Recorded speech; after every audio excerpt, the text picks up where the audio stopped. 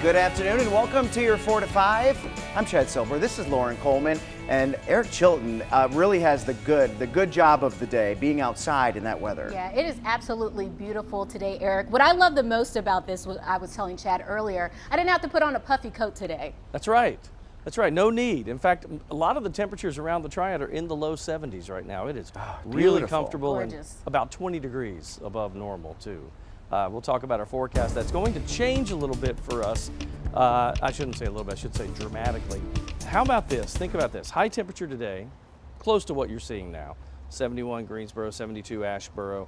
We were in the mid 70s in the southern Piedmont and toward the Sand Hills region. How about going from low 70s to upper 20s by Saturday morning?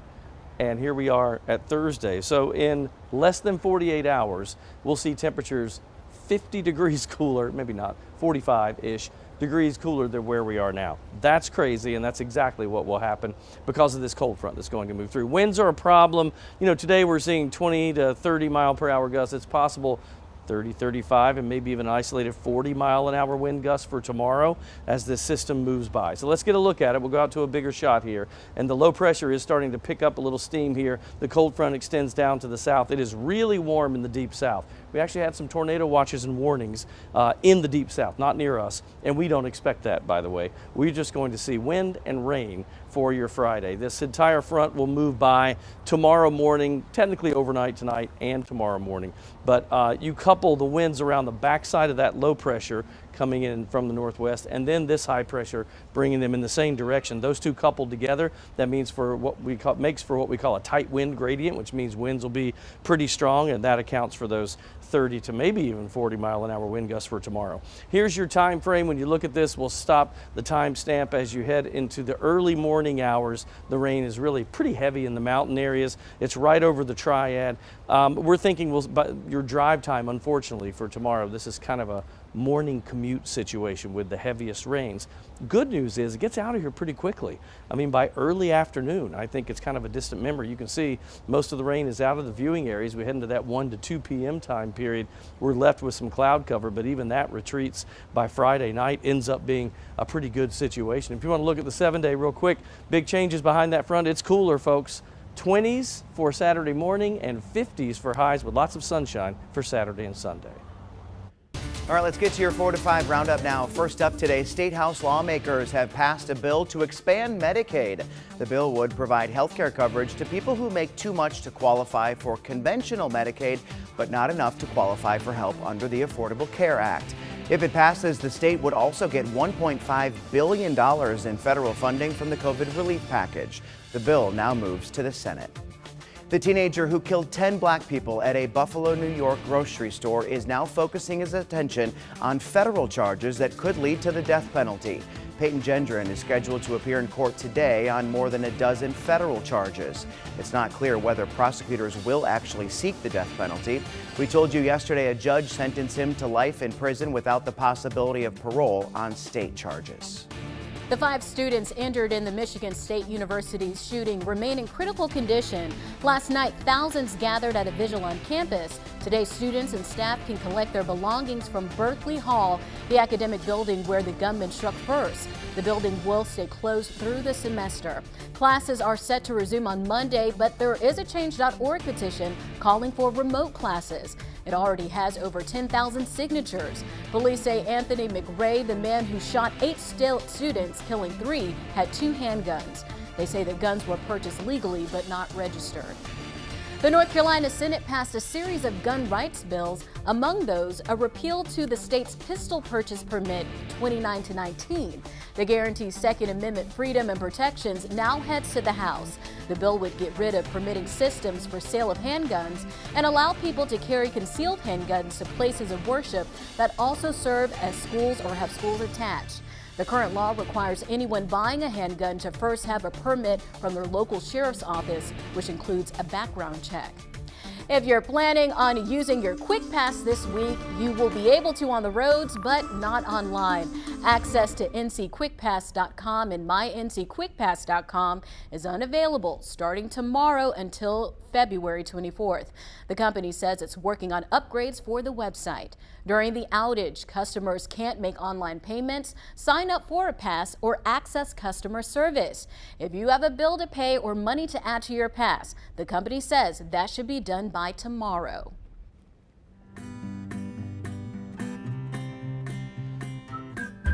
Oh, the energy was at an all-time high at Guilford Elementary today.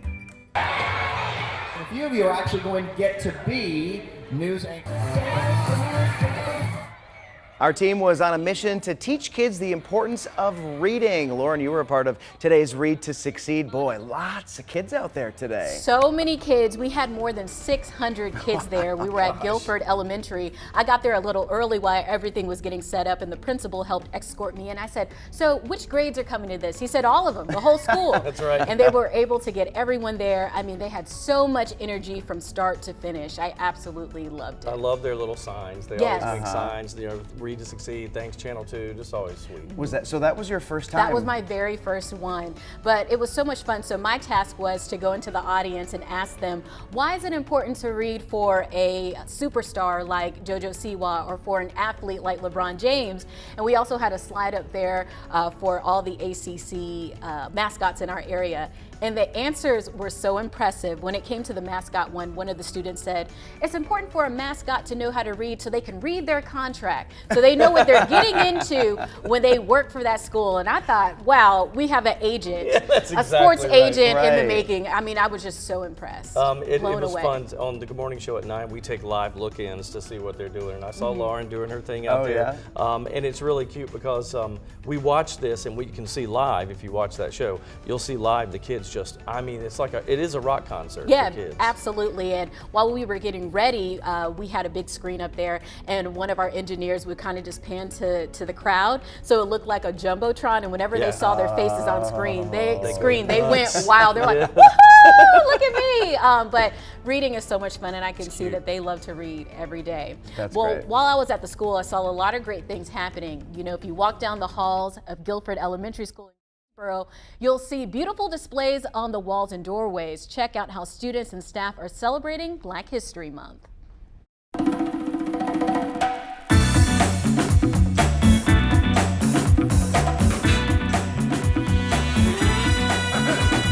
I'm here at Guilford Elementary School, where they are celebrating Black History Month in a major way through their hall decorations. I'm here with Miss Angela Kerr-Harrison. She is a kindergarten teacher's assistant. So tell me about the wall decorations you've done.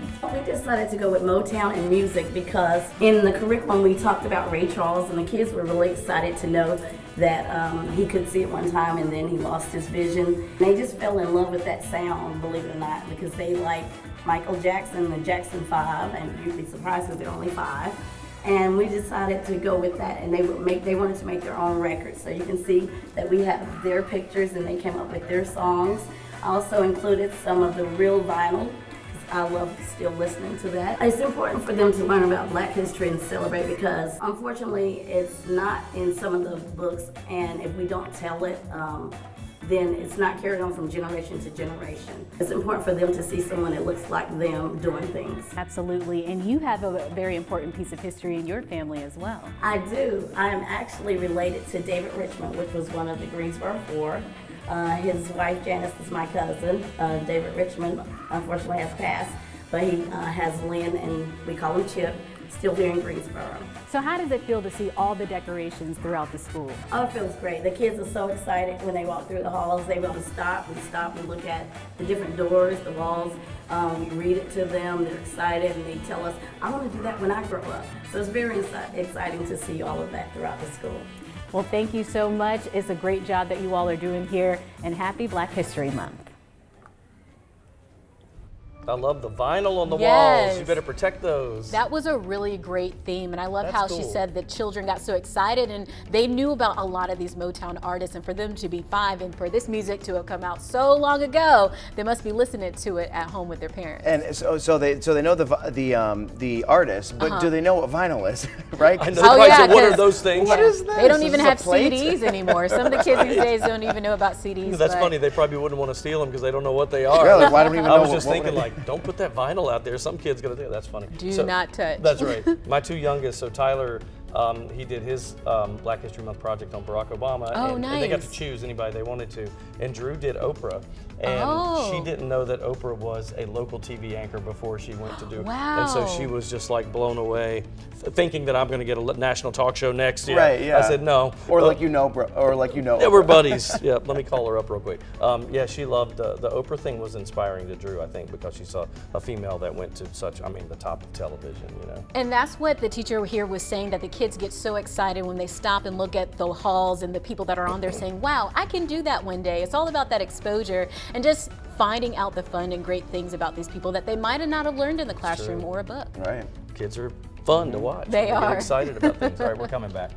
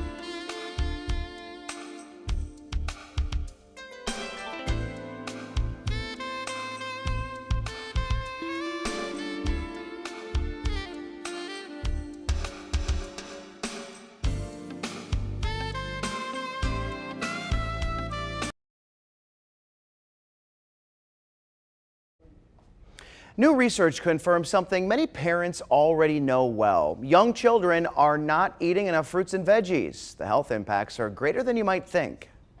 Kids can be picky at the breakfast, lunch, and dinner table. Now, a new survey shows 1 in 2 young children don't eat a vegetable each day. 1 in 3 don't eat a fruit daily. This is a time period when kids are growing and developing. They need vitamins and minerals to make sure that they have that growth and development. The CDC analyzed data from the 2021 National Survey of Children's Health, which also shows 57% drank a sugar-sweetened beverage like fruit drinks or soda at least once during the week. Creating that strong foundation early on and encouraging fruits and vegetables and healthy beverages really can give our kids a healthiest start. And it can help as we move into adolescence and adulthood. Those healthy dietary patterns reduce your risk for chronic diseases like obesity. Researchers say parents should offer at least 1 vegetable or fruit at every meal and snack.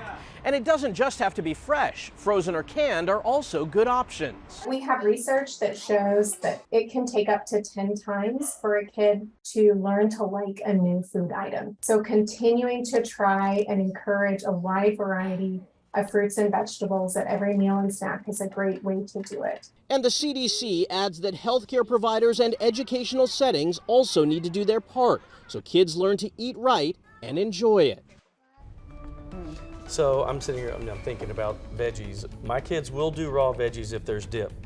They will hardly do them like plain. Just plain. Got to have some dip with it, but they'll do it that way. What about the fruits? Because you know those are sweeter. That's kind of like nature's candy. It is. Well, we do, so like last night, my wife made BLTs, like sandwiches, and then had fruit in a little bowl and a pasta salad. So at least there's some fruit in there. Yeah. Getting veggies in a little kid is tough.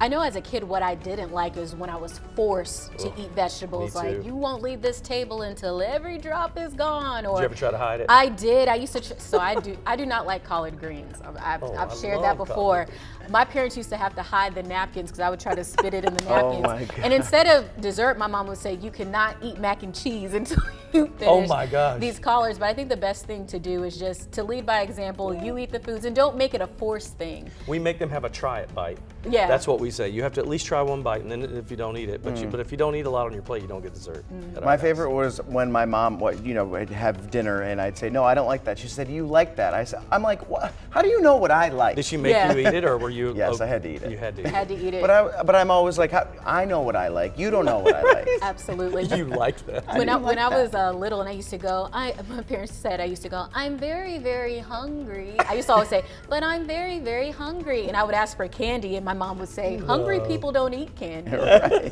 They funny. eat their fruits and vegetables. I gotta meet Lauren's parents. All right, we're gonna yeah. take a break. We'll be right I'm back. very, very hungry.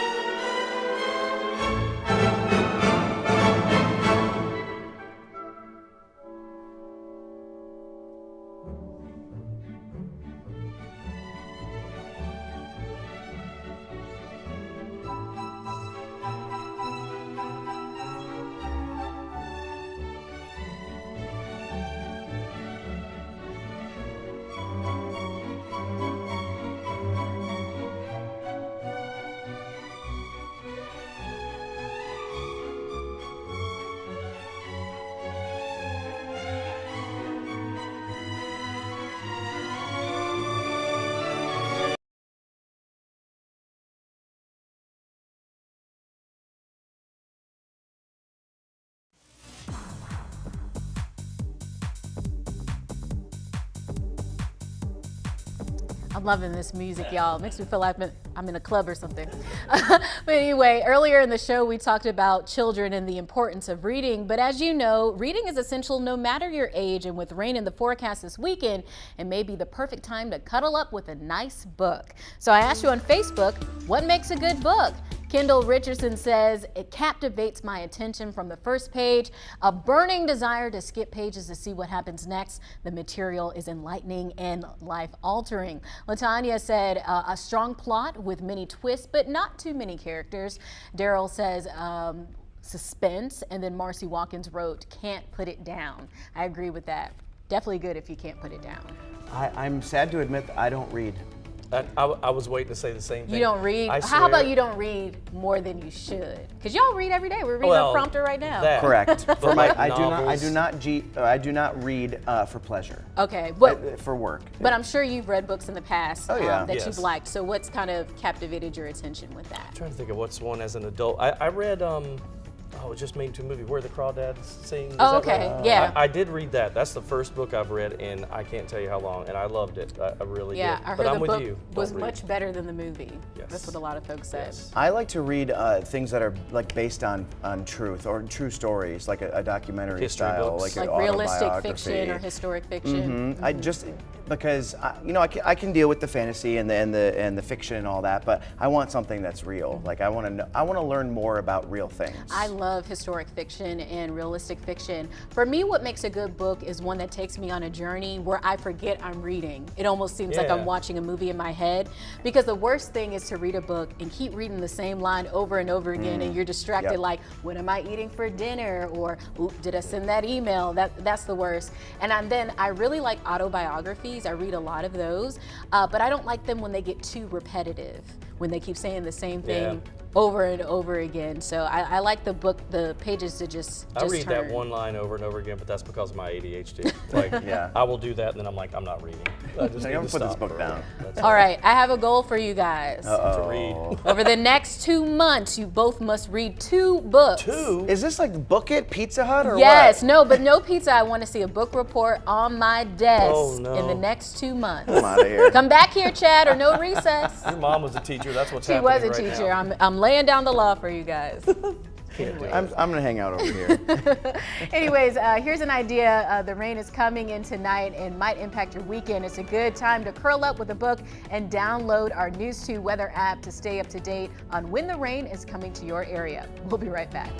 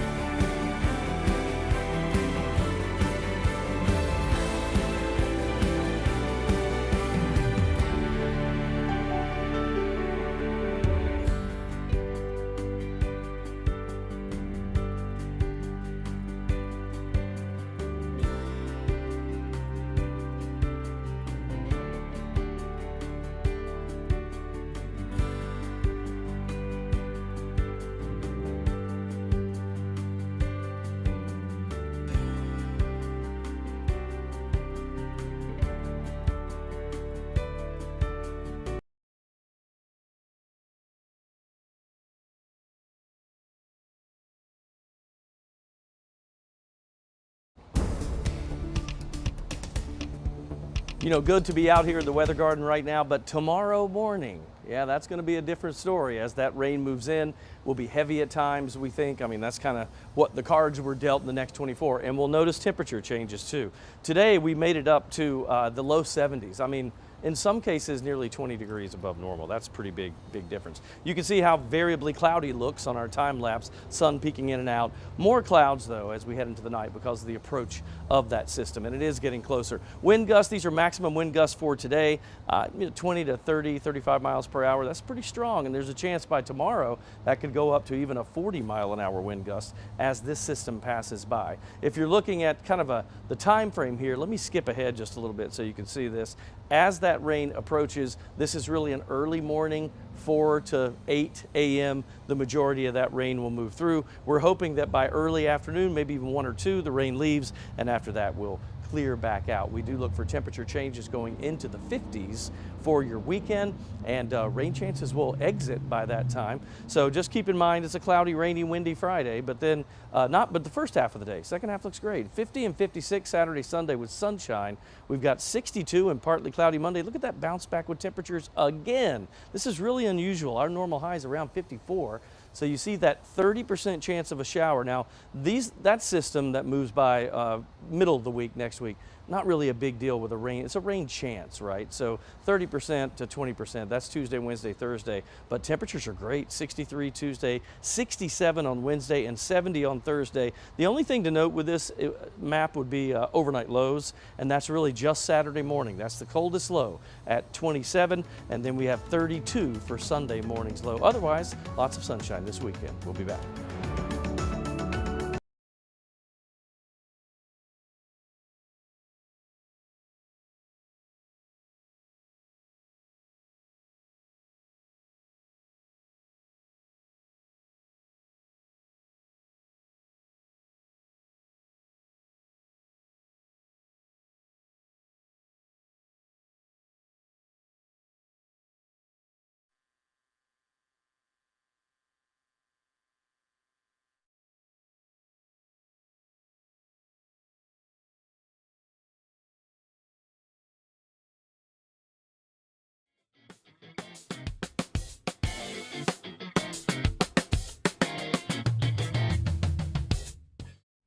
Mike check Jalen 1, 2, 3, 4, 5, 6, 7, 8, 9. I just had to pin her up. That's all.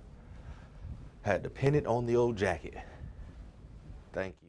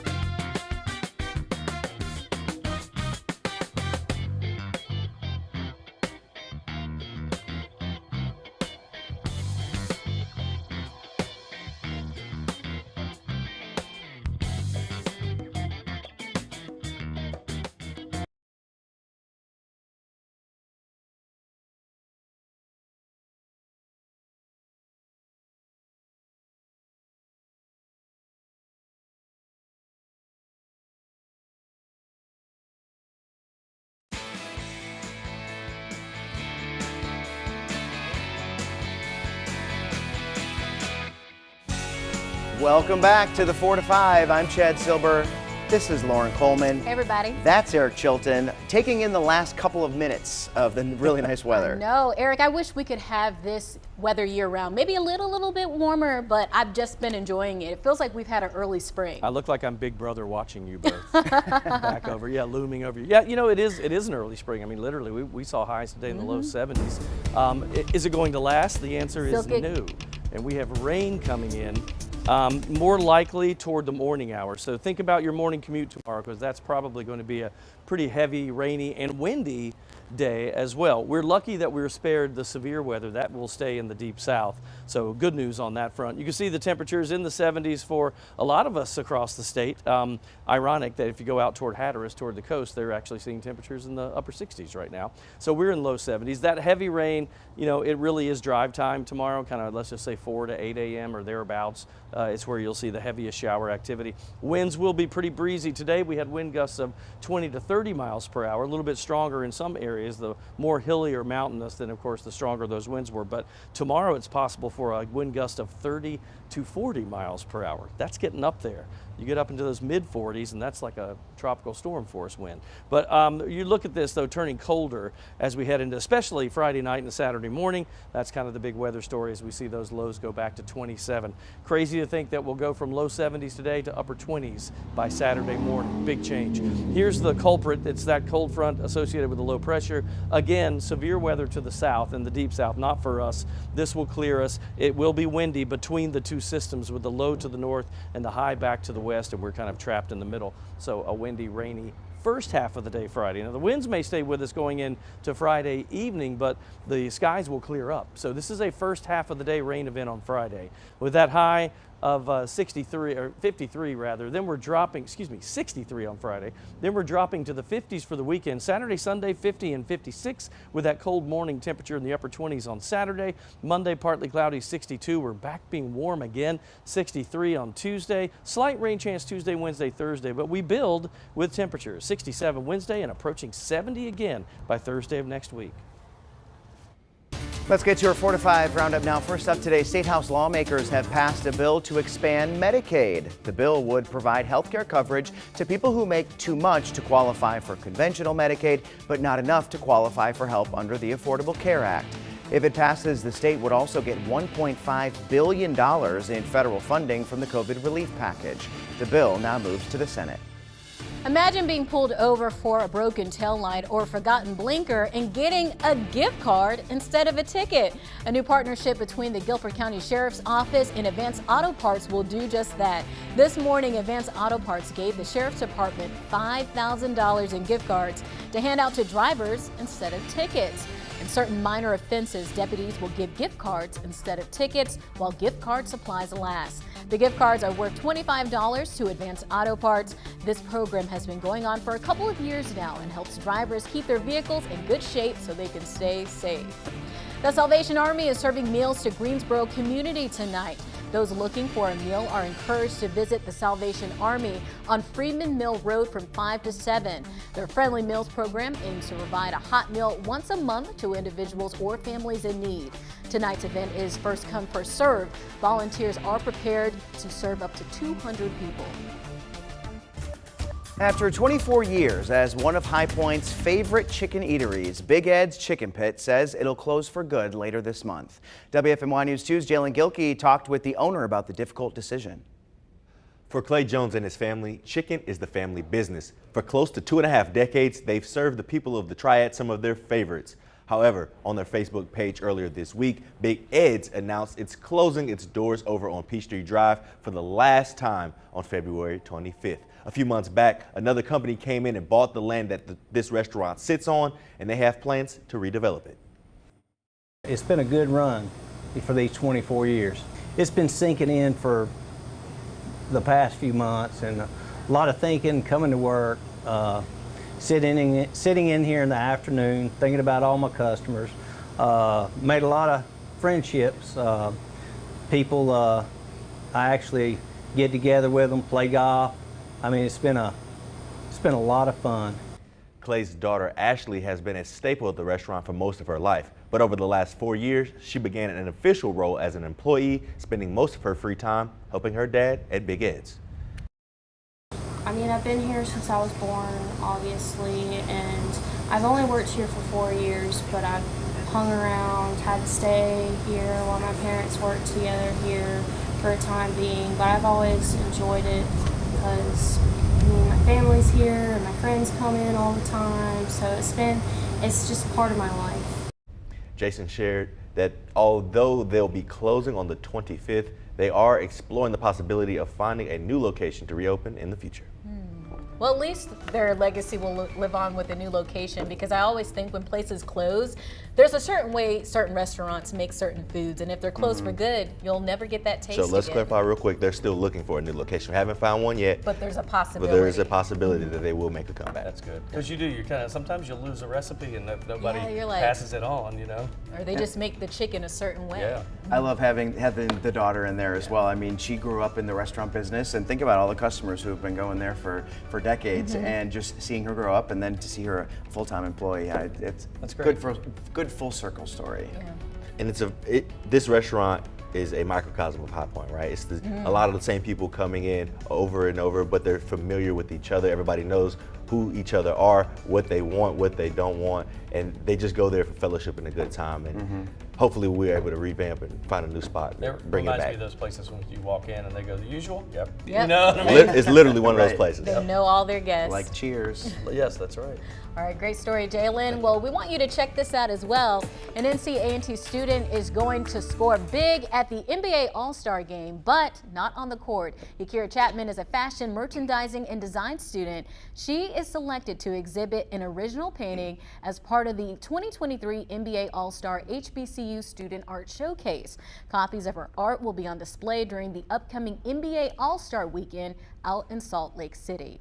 Now that is impressive. Not only is it a beautiful picture that she's painted there, but we do so many stories. It's almost week after week of just the big things coming out of North Carolina A&T, whether it be fashion design, whether it be sports, or just academics. A lot of great stuff happening at that university. It only takes one of those extremely wealthy basketball players to see something they like and feature it on their social media, and she's good to go. Good to You know go what for I mean? life, just getting more Yes. clients, more opportunities. I mean, wow. And like the NBA All-Star Game, it's not like it's just, some run-of-the-mill, typical game during the season, but I mean, so many eyes are on that game, Best of and I best. mean, so many people go to that. That's really cool. And we've seen a lot. It seems like lately it's all the design things. That's what I was you saying. know? We've had a student that had the deal with Nike that designed the shoes, shoe, yes. and she's been having a lot of great success. We had a student who just launched that fashion line with Shein. I interviewed her as well. So as I said, a lot of great work coming out of North Carolina A&T. Very good. All right, well, so as you know, the Taylor Swift ticket debacle shined a bright light on Ticketmaster and its ability to handle ticket sales. The controversy even raised some questions about the website's service fees. On social media, Beyonce tickets are getting a lot of attention. People continue to talk about high service fees. For example, this is the Chicago ticket. You can see one ticket is going for $2,659. It has a service fee tacked onto it at $618. That's a 23% service charge. Now, many on social media want to know why the service fees are so high, so we went ahead and looked into how companies like Ticketmaster can do this. Our source is Ticketmaster, the White House, and Tom Bartholomew, the president of the Better Business Bureau of Charlotte. How can they have such a large service fee? Because they can. Bartholomew tells us in the U.S. there are no laws defining how much companies can charge for service fees. You usually see service fees tacked on tickets, hotel stays, airlines, and credit cards. A release from the White House states that these fees add up to tens of billions of dollars in revenue for these industries every year. On Ticketmaster's website, it states the service fee varies by event based on our agreement with each individual client. They also state a portion of ticket fees, which include service fees, we keep helps us provide clients with software, equipment, service, and support to manage their tickets and the box office, and provide a sales network used by clients to distribute tickets to fans. The remainder, when taken with our other revenues, is how we earn a profit. Ticketmaster does not reveal the service fee up front, only when you are about to check out. I'm just telling you up front, okay, that $1,500 ticket is going to have another 20% added on to it. And then you can make your decision before you get to all wrapped up into it. President Biden touched on service fees in his State of the Union address, calling them junk fees. Hopefully there will be legislation in the United States to at the very least, have transparency. With your Verify Fact Check, I'm Megan Bragg. It's too That much. is jaw-dropping. Too much. A 23% service fee to me is ridiculous. It is, but what are your other options? People want to see the shows, so they're just still going to pay it, and that's what the sad part of all this is. Are they a natural monopoly? I mean, I think so. I mean, because where else do you buy tickets? Well, Live Nation, Live Nation StubHub owns Ticketmaster. Yeah. So that's the same. StubHub is mostly resale, isn't it? Or can you buy? I think it's mostly resale. It's mostly resale, yeah. That's what I just don't. It's almost like the government needs to break this down, like they did with the phone Or somebody company. just needs to start another website. Absolutely. Yeah, Give right, them another some ticket sale. competition. I mean, we have Amazon and eBay and all these other different competitor sites. But my thing is, even if you had transparency, I think the fee is just too high. Like, it would be nice to know where is the money going, but they just need to lower that percentage because it's just ridiculously too high. You know what I think a lot of it is? I think some of that, but it said it's based on the client. I'll bet you they're giving some of that back to the artist in order for the artist to say that you're the exclusive ticket dealer. I'll bet you that's what's happening. I almost feel like they need to just raise the price of the ticket, and so then the fee won't feel as bad, if that makes sense. Just say this is what you're going to pay. This is what you're going to pay, rather than, oh, I think I'm getting this for $30, and then it comes out to $60. Right. See, but when it comes to transparency, you know, you'll remember years ago when you would only see the airport fees at the end when you check out. Congress made a law, I believe, and they added it to the front side now. So you know exactly what you're paying when you Google the flight from here to here. It tells you everything. I think that Ticketmaster should be required to do the same thing and show us the price up front right when we search for the tickets. I agree. Whatever they come up with, I hope they come up with something soon, Right. because there's a lot of great concerts that are coming out. All right, we're coming back. Stay there.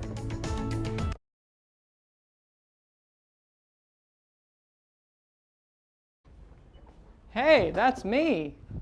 Yes, 1, 2, 3, 4, 5, 6. That's the last time I checked. That was me anyway. Hello, hello, dabba-dee, dabba-doo. Thank you.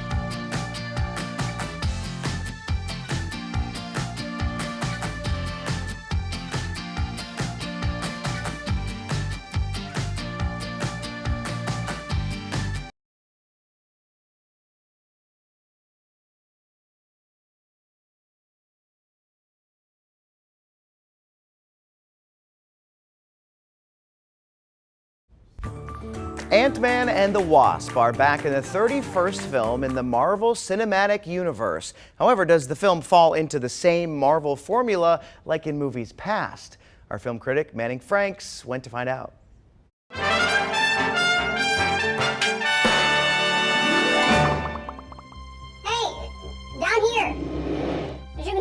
I'm a lot smaller today. But that's appropriate because today we are reviewing the next chapter in the Marvel Cinematic Universe, Ant-Man and the Wasp: Quantumania. But for a movie with the name Ant-Man in the title, it feels a lot more like any other generic Marvel formulaic film at this point. Translation: a great value superhero movie that just gets the job done. Okay, now I gotta figure out a way to get back. Who are you? I'm the man who can give you the one thing you want. What's that? Time. In this threequel Marvel outing, Scott Lang is trying to adjust to life as a father after the battle with Thanos in Avengers Endgame. Yet he and his daughter Cassie seem to be even farther apart than they were before. That is, until the two of them, along with the Wasp, Hank Pym, and Janet Van Dyne, are sucked into the quantum realm where they come face to face with strange new creatures, bizarre physics, and a powerful being known only as Kang the Conqueror. Whoa. Whew. Okay, that's better. That's much, much better. Ant-Man and the Wasp: Quantumania gets points for its visual creativity, as the designs for the quantum world are some of the most brilliantly inexplicable creations in the entire MCU. Yet what impresses from a visual conception truly falls flat in execution. Shallow characterization, predictable jokes, and a muddied story with far too much exposition drag down the fun that should have been had with this film. Like Ant-Man and the Wasp themselves, you're trapped in an unknown realm, only this one is of cookie-cutter predictability. The film is not a hopeless cause, though. The bright spot to shine through all of this is Jonathan Majors as the villainous Kang the Conqueror. And let me tell you, Marvel is lucky to have him. Majors is such a dynamic performer that your eyes are constantly glued to the screen whenever he graces it with his diabolical presence. While most of the cast can't seem to move past a silly script, the characterization of Kang, along with Majors' performance, is a breath of fresh air. Ant-Man and the Wasp: Quantumania plays more like the setup to the next big Marvel phase in comparison to the hero's next adventure. Which there's nothing inherently wrong with that, it's just by trying to do both, it ultimately fails in doing either. I'm giving Quantumania a for you to decide. You can watch it only in theaters. All right, so I will say this, and as a huge Marvel fan, Right.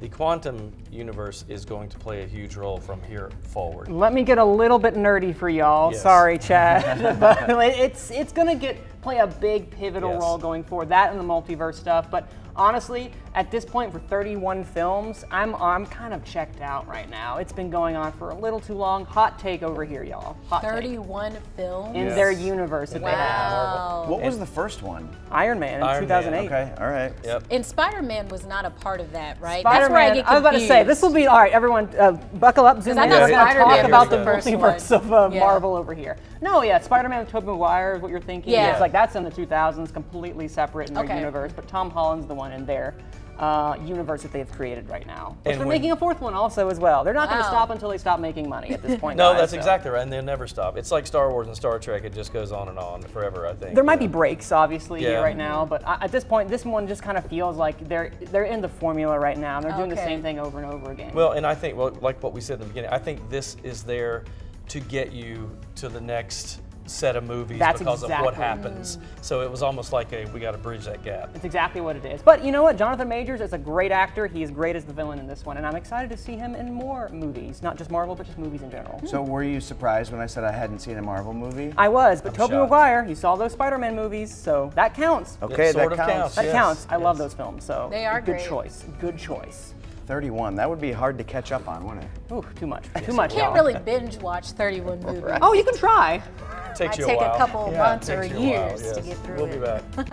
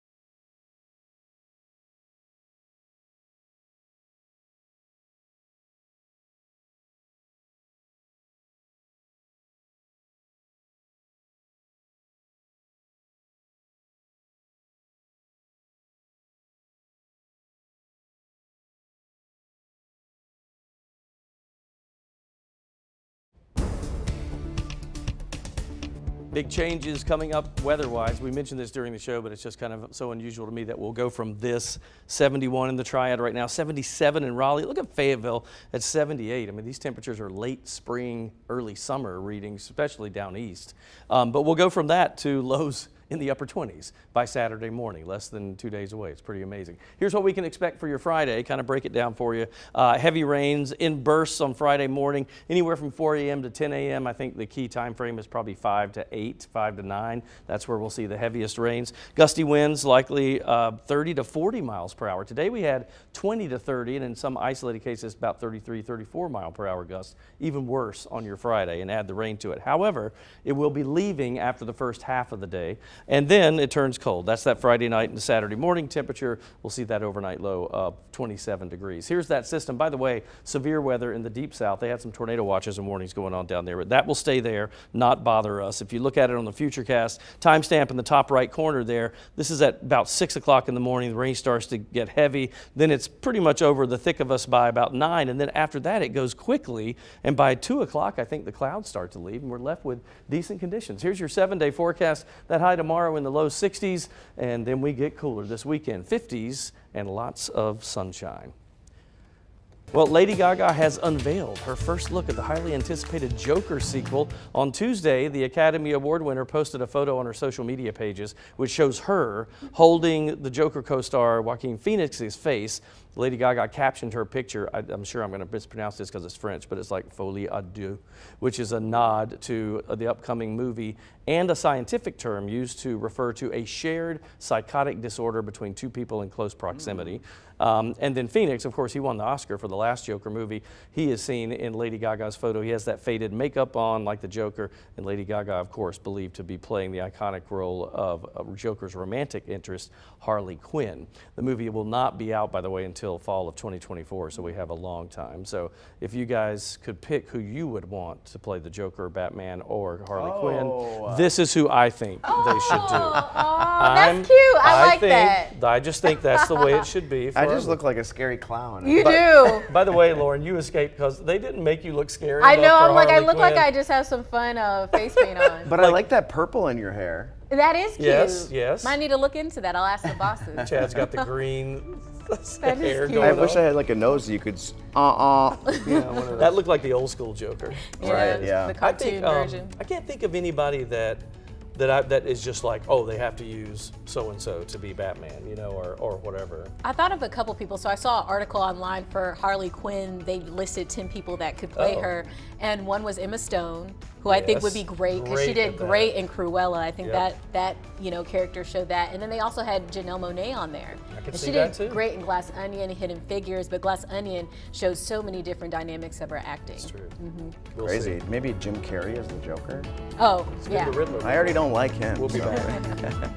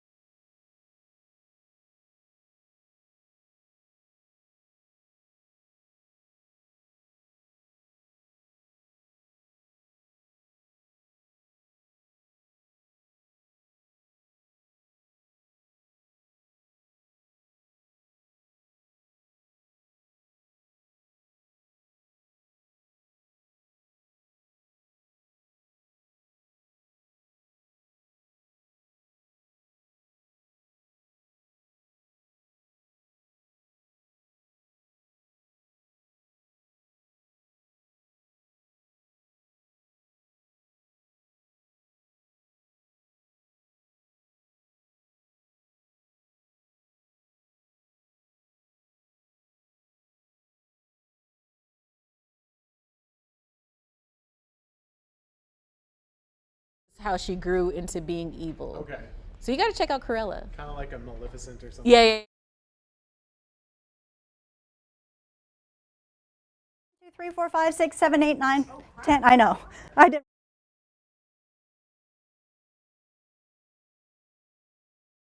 One, 2, 3, 3, 2, 1. 1, 2, 3, 3, 2, 1. Mic check. Mic check. Mic check. Check, mic check, mic check. 1, 2, 3, 4, 5, 6, 7, 8, 9, 10. 1, 2, 3, 4, 5.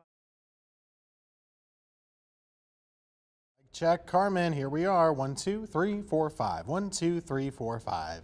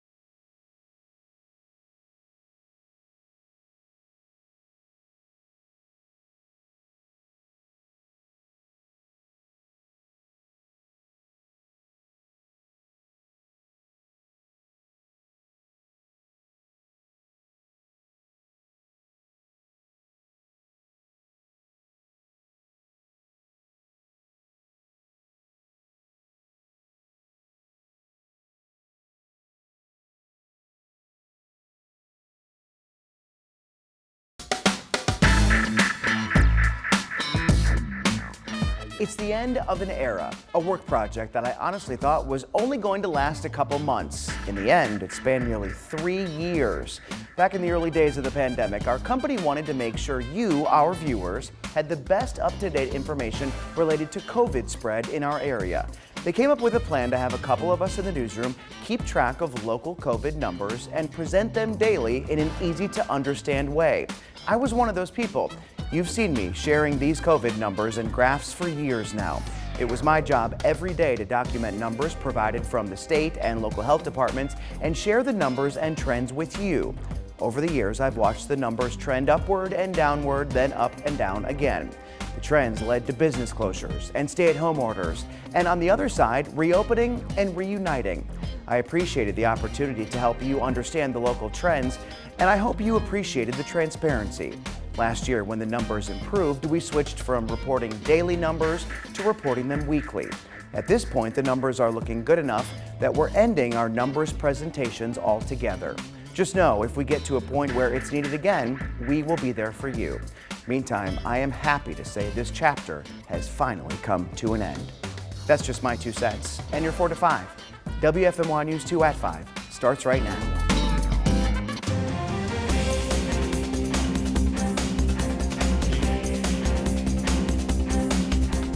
Legislation aimed at expanding healthcare access in North Carolina is one step closer to becoming law.